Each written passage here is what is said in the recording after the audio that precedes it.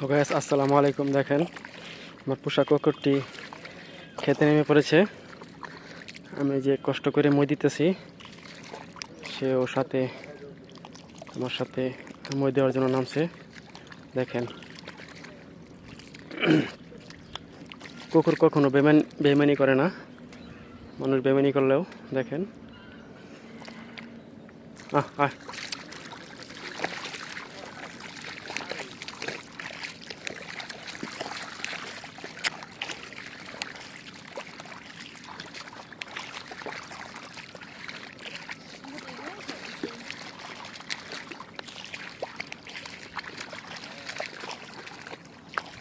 Ei, ei, ikut tayo na siya.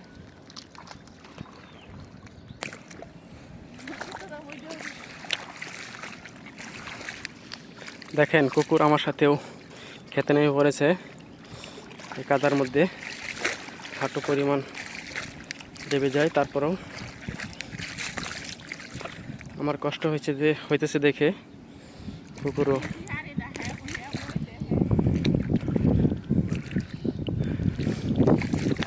হয়তো বা কুকুরের আমার কষ্টটা দেখে তার ভালো লাগেনি, তাই সেও খেতে নেমে পড়েছে